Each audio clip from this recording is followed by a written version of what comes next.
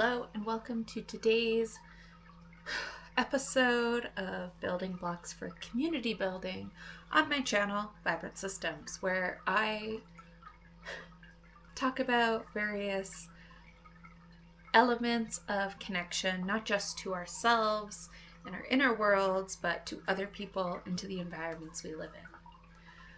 Today's Building Blocks for Community Building topic that I would like to discuss is perception.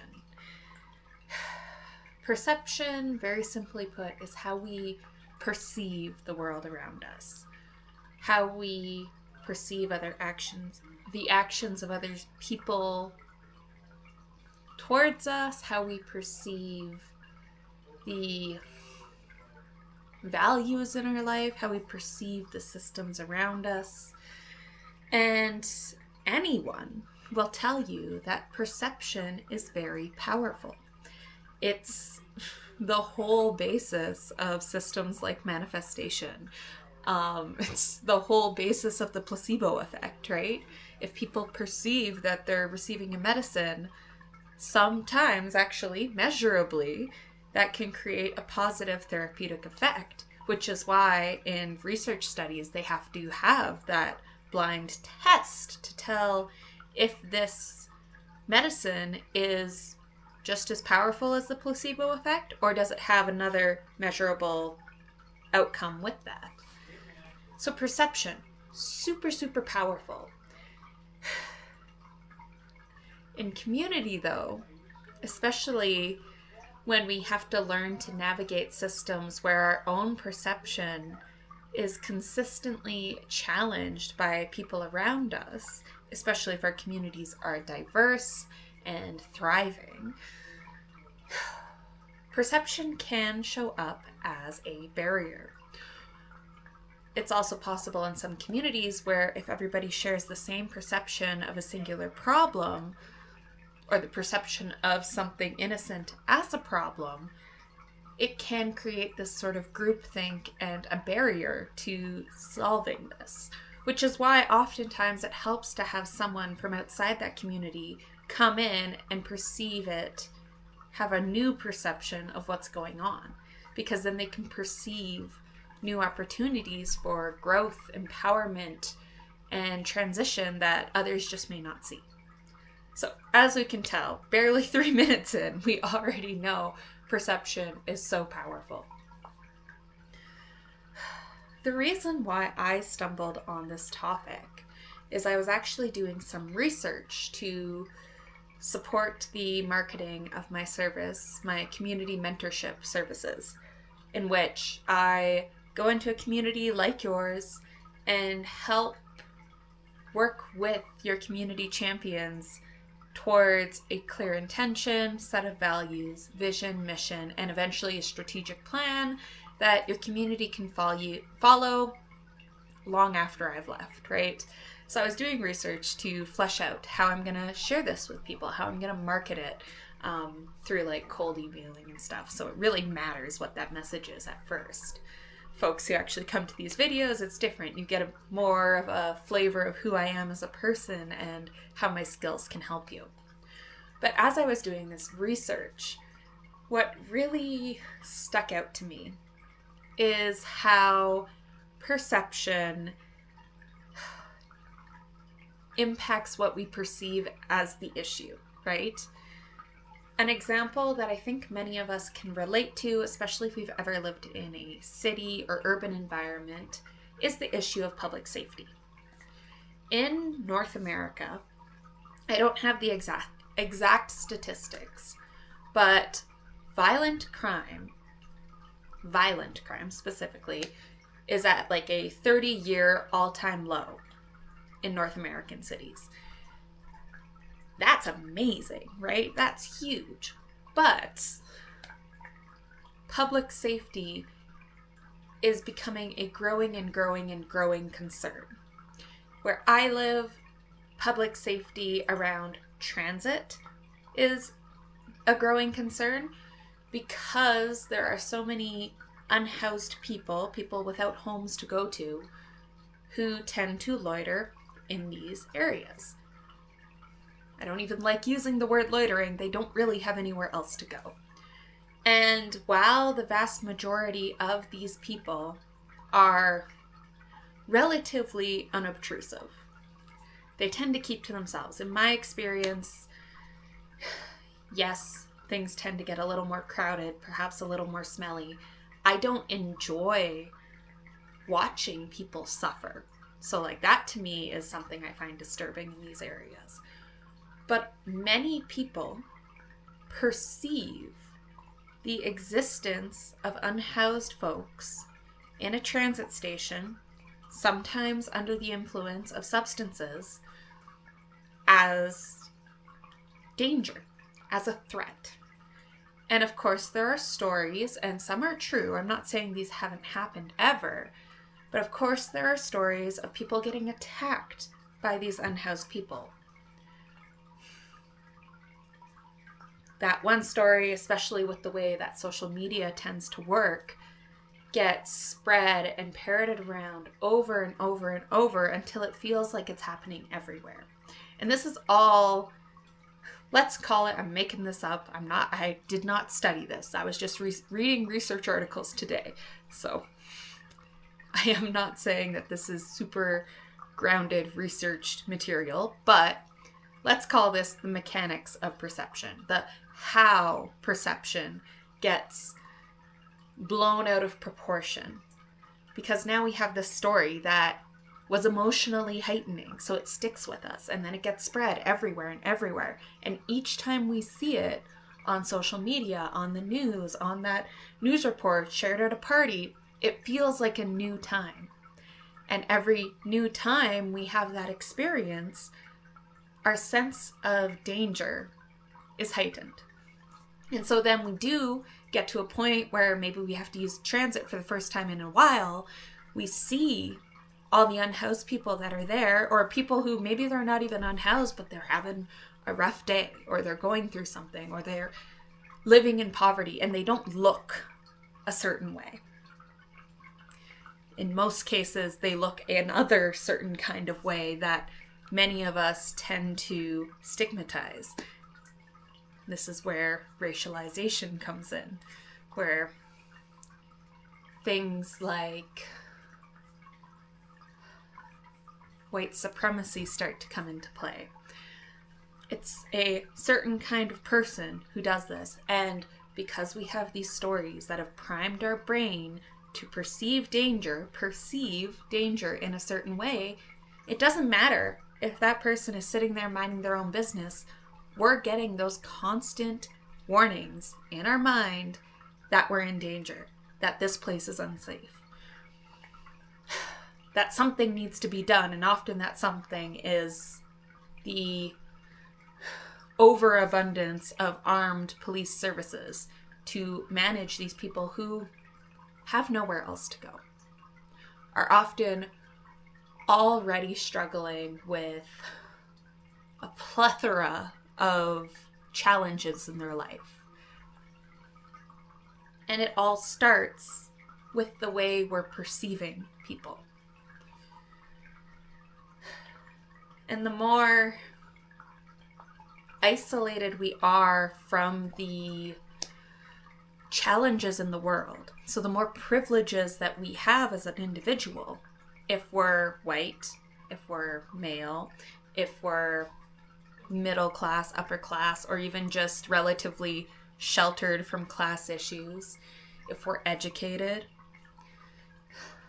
all of these different privileges block us from the realities that that person on the subway floor, sitting there minding their own business, has to live with every single day. And because we're insulated from those challenges, we don't see the circumstances that put that person there. We just see a person who is existing in a way that makes us incredibly uncomfortable. And many of us do not have in some cases, it's the emotional capacity to name that discomfort. In some cases, it's the political awareness, the historical awareness to name that discomfort. And so often that discomfort also gets categorized by our brains, by our body, as danger.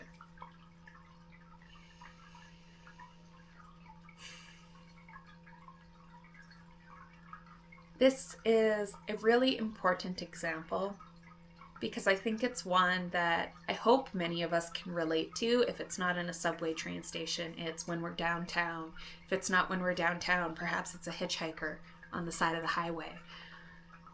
If it's not there, perhaps it's somebody in the grocery store who, again, is struggling, is down on their luck, is faced with challenges we can't even imagine. But because we can't imagine them, because we're insulated from them, because we can only perceive a certain part of that person's existence, we tend to, through our perceptions, attach a lens of judgment as soon as we perceive someone.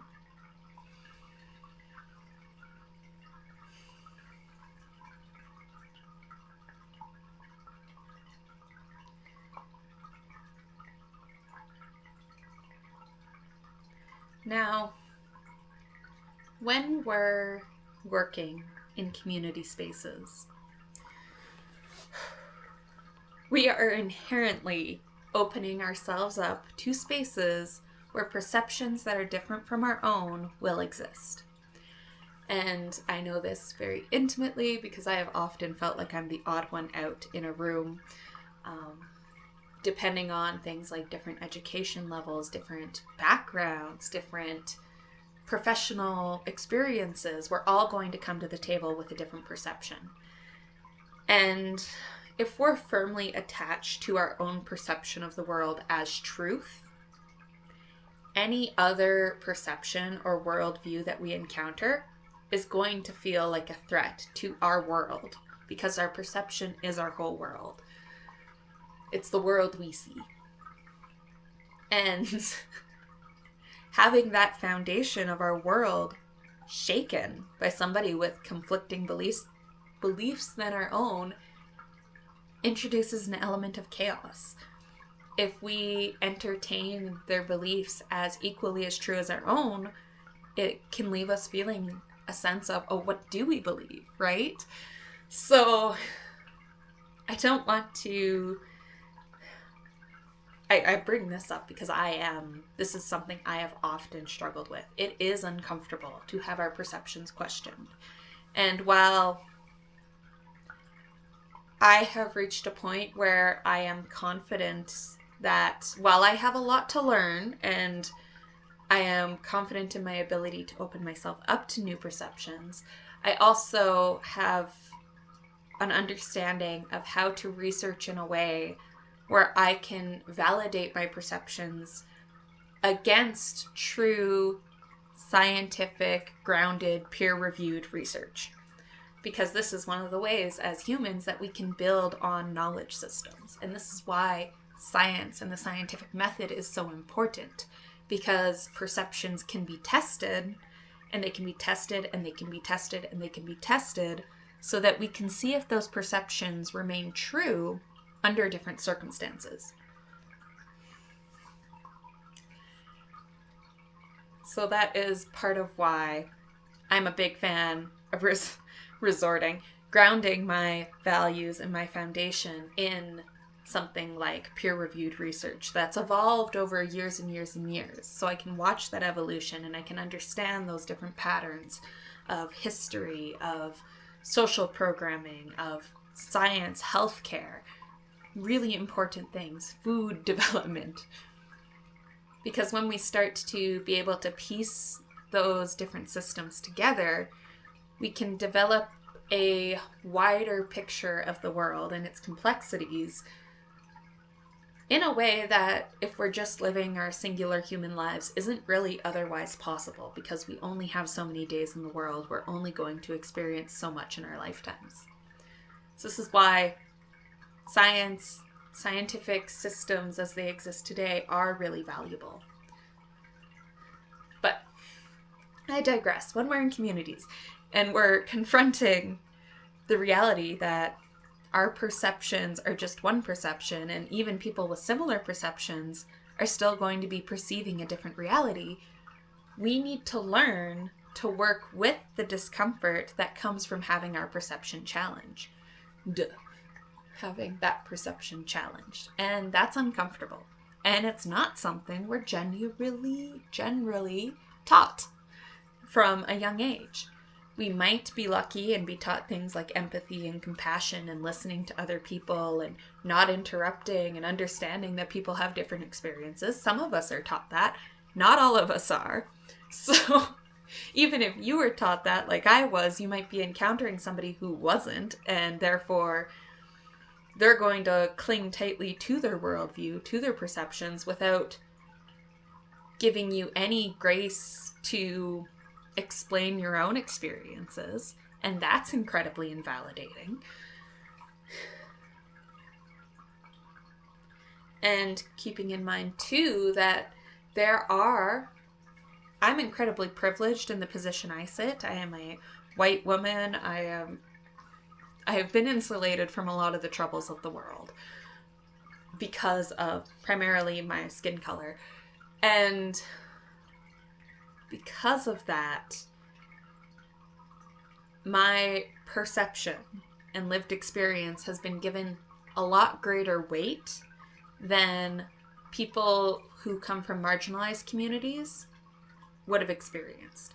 Because if someone is racialized or marginalized or discriminated against, then they have a long line of intergenerational trauma that includes, it's not only this, but it includes having their perception and experiences in the world systematically denied time and time again.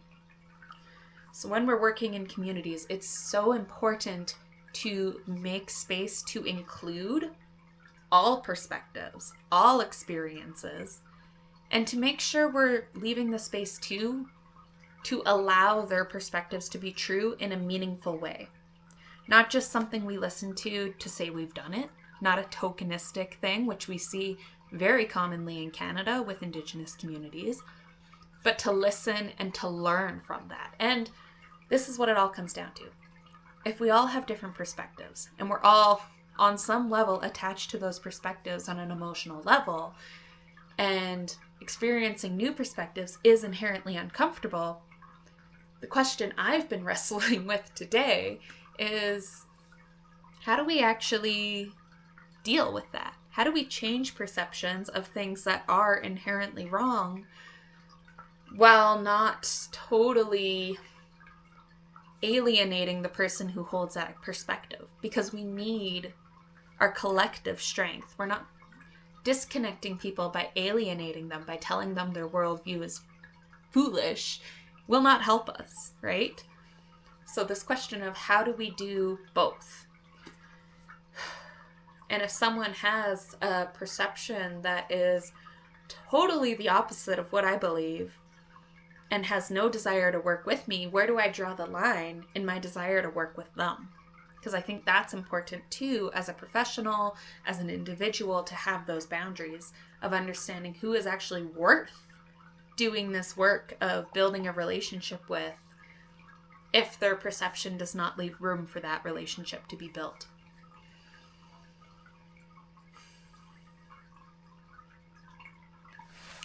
And to be fair, I don't think I have an answer.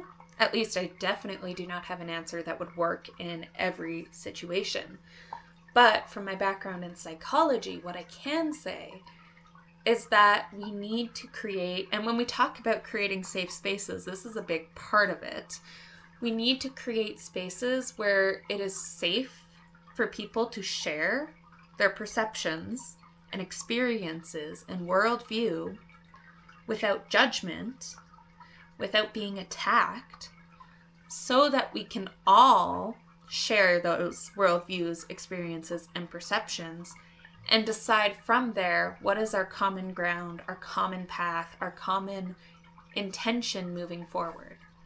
Because when we're building community, especially intentional communities that are grounded in values and grounded in a shared vision, we need to understand who we are building community with. And that means making space for the uncomfortable conversations of understanding backgrounds and understanding these shared experiences and these, conflicting perspectives. And if someone's perspective conflicts our own and points out that we have caused them harm, we need to cultivate a safe space for ourselves to sit with the fact that we caused harm, often unintentionally, sometimes intentionally. But we need to create space to sit with that so that we can mindfully and authentically and meaningfully repair that relationship. And if we're not doing that work, then that person who was harmed has no obligation to continue down this road with us of shared community building. It's not okay. And I think all too often, that is why we hear so many different experiences and perceptions silenced, is because their experience is denied, systematically denied. And if it's systematically denied within our own communities, then that's not a safe community for that person. And that's when we lose people. That's when we perpetuate harm that's already been existing for generations before us. And this is emotionally taxing work, which is why I offer things like my Elements of Connection workshop, where I come in to your community and facilitate the building of a sacred shared space, safe space with one another. That's why I target the emotional discomfort that comes with making change, which comes with planning, which comes with navigating these difficult conversations. And in my community mentorship, that is why these elements are already built into how I show up as a professional in your community. Because we cannot truly connect with one another if we only connect on a superficial, comfortable level and never actually confront the discomfort that really just comes with being human and existing with people with different perspectives than our own.